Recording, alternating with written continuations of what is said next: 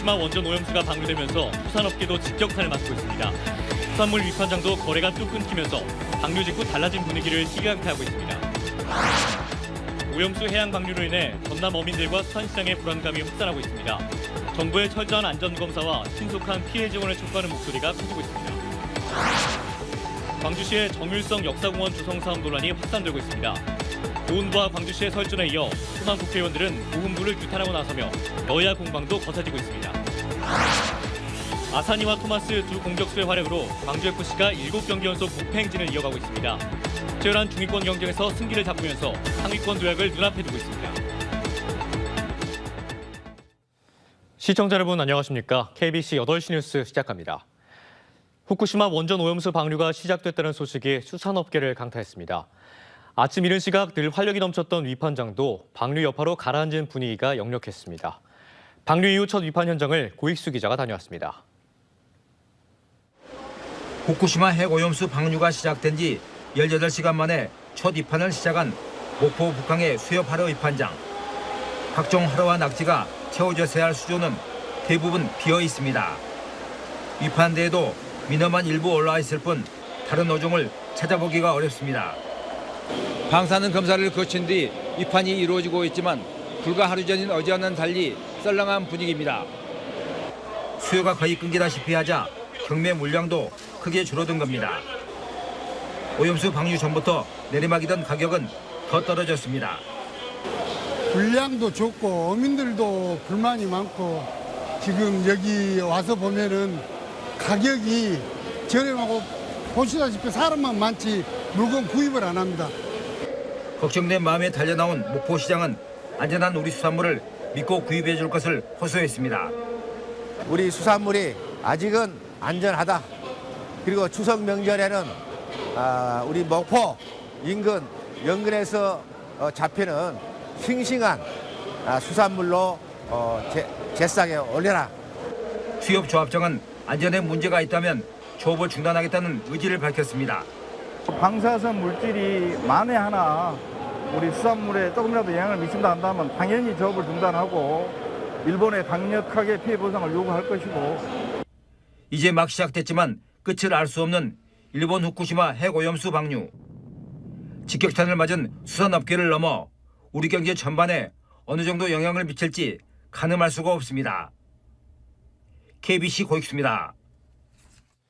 네, 이처럼 일본의 후쿠시마 원전 오염수 해양 방류가 이어지면서 우리 지역 수산업계가 심각한 위기를 맞고 있습니다. 수산인들은 정부의 철저한 안전검사와 피해 지원을 촉구했습니다. 박승현 기자가 취재했습니다. 평소 손님들로 북적이던 50년 전통의 수산시장이 한적하기만 합니다.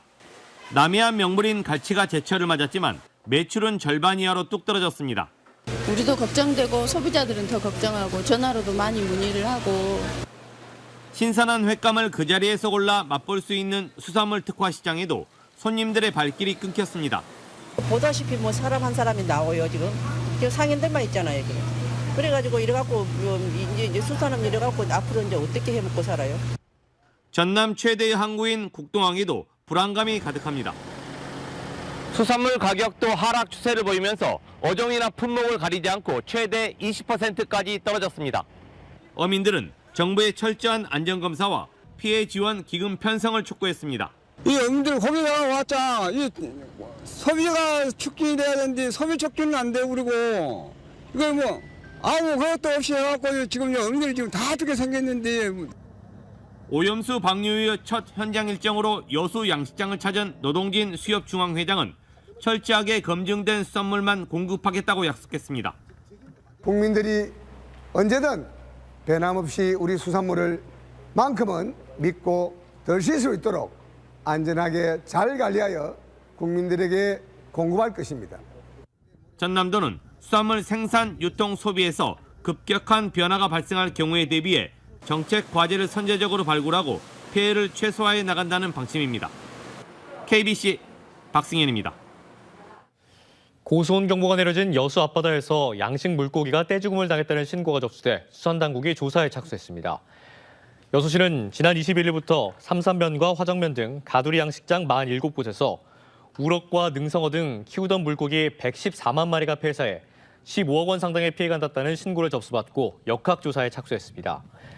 여수시는 지난 22일부터 여수 전 해역에 28도가 넘는 고수온 경보가 내려졌던 만큼 고수온으로 물고기들이 떼죽음을 당한 것으로 보고 남해수산연구소와 함께 시료를 채취해 정확한 원인을 규명할 계획입니다. 여수도시관리공단 환경미화원 채용비리 의혹에 대한 경찰 수사가 속도를 내고 있습니다. 여수경찰서는 최근 도시공단 사무실과 노동조합에 대해 압수수색을 진행한 데 이어 공단 관계자와 환경미화원 등을 잇따라 소환해 금품 수수와 부정청탁 사실 등이 있었는지 집중 조사하고 있습니다. 지난 2013년 여수도시관리공단으로 미화 업무가 이관된 뒤 지금까지 미화원 170여 명이 채용됐으며 이 가운데 일부가 부적절한 방식으로 채용됐다는 의혹이 제기됐습니다.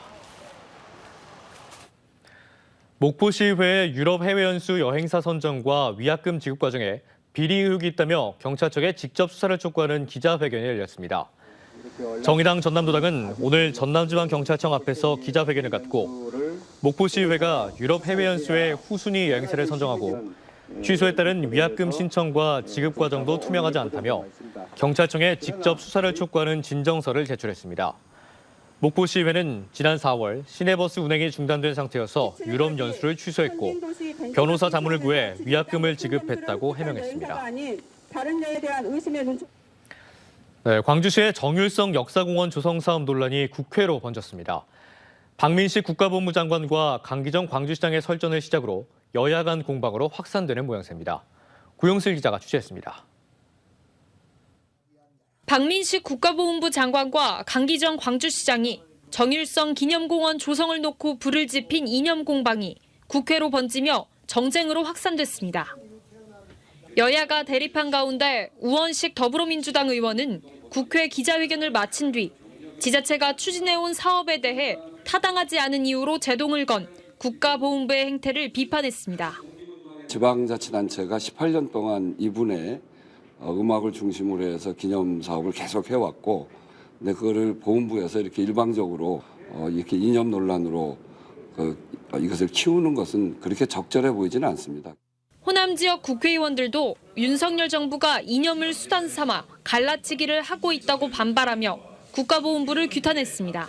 윤석열 대통령이 지금 공산주의를 언급을 하면서 세상을 갈라치기를 하고 있잖아요. 항일운동가이지만은 한국에서 내놓을 만한 유리한 음악가였기 때문에 그 음악성에 초점을 맞췄고, 특히 국가보훈부 장관이 특정 지자체에서 추진하고 있는 사업에 대해 이념적 잣대를 들이대는 행위는 정략적 목적이 의심된다고 강조했습니다.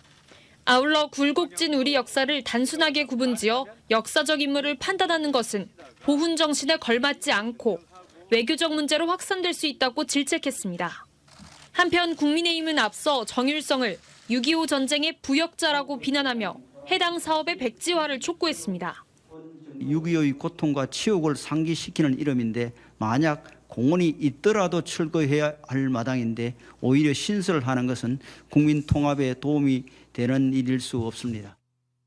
완공을 앞두고 논란의 중심에 선 정율성 역사공원 조성 사업. 호남 지역 역사 문화유산이 이념의 그림자에 가려질까 우려가 나오고 있습니다. KBC 구영슬입니다. 네, 앞서 들으신 것처럼 국민의힘이 정율성 기념공원 조성 사업 전면 백지화를 촉구했습니다. 국민의힘 광주시당은 오늘 성명서를 내고 민주화의 성지인 광주에서 정율성 공원은 광주 시민에 대한 모욕이자 심각한 도전이라며 이같이 밝혔습니다. 시당은 정율성은 중국 공산당과 북한군의 행진곡을 만들어 대한민국 침략에 공헌한 인물이라고 평가하며 정율성 실체에 대한 공청회를 열 것을 제안하기도 했습니다. 구단 역사상 최고 성적을 달리고 있는 프로축구 광주FC가 오는 27일 일요일 광주홈에서 8경기 무패 기록에 도전합니다. 맞상대인 수원 삼성과는 올 시즌 2차례 맞붙어 모두 승리한 만큼 승리에 대한 팬들의 기대도 높습니다. 김재현 기자의 보도입니다. 최근 7경기 2승 5무. 무더운 여름 광주FC의 저력은 더욱 빛을 발하고 있습니다. 선수층이 얇은 만큼 무더운 여름철이 고비가 될 것이라는 우려가 많았지만 보란듯 이겨내며 순항 중입니다. 치열한 중위권 다툼에서 치고 나가며 순위도 어느덧 4위와 승점 차이 없는 5위까지 올랐습니다. 27일 맞대결 상대인 수원 삼성과는 통산 전적에서 4승 5무 9패로 열세를 보이고 있지만 올 시즌 두 차례 대결에서 모두 승리를 거뒀습니다. 전통의 명문인 수원 삼성은 지난해에 이어 올해도 극심한 부진을 겪으며 강등권인 리그 11위에 처져 있습니다. 다만 올 시즌 거둔 5승 중 최근 5경기에서만 3승을 거둘 정도로 상승세가 눈에 띕니다. 수원 삼성 격파의 선봉에는 두 외국인 공격수 아사니와 토마스가 나섭니다. 올 시즌 수원 삼성과의 첫 대결에서 결승골을 넣은 아사니는 지난 라운드 경기에서 환상적인 프리킥 골을 기록하며 최상의 골 감각을 유지하고 있고, 토마스는 수원 삼성과의 두 번째 대결에서 멀티골을 터뜨린 기억을 갖고 있습니다. Eu esperei o bom momento chegar. Hoje eu fui feliz, fiz 2 gols, mas de coração eu tô mais feliz porque o time ganhou. Claro, estou muito feliz com o feito pessoal, mas o mais importante para mim é ver meus companheiros felizes, o staff feliz e principalmente a torcida e minha família feliz também. 중위권을 넘어 이제는 상위권을 노리는 광주FC가 올여름 마지막 경기에서 8경기 무패 행진을 이어갈 수 있을지 주목됩니다. KBC 김재현입니다. 보육 대체교사 농성장을 광주시청 공무원이 강제 철거한 것으로 드러나 노조가 엄벌을 요구했습니다. 민주노총 공공연대조합 노조고 광주사회서비스원 지부는 성명을 내고 광주시가 공무원의 농성장 난입 사태에 대해 공식 사과하고 해당 공무원을 처벌해야 한다고 촉구했습니다. 어제 새벽 1시쯤 광주시 공무원 3명은 시청 1층 보육대체교사 농성장 천막을 옮기고 벽보를 뗐습니다.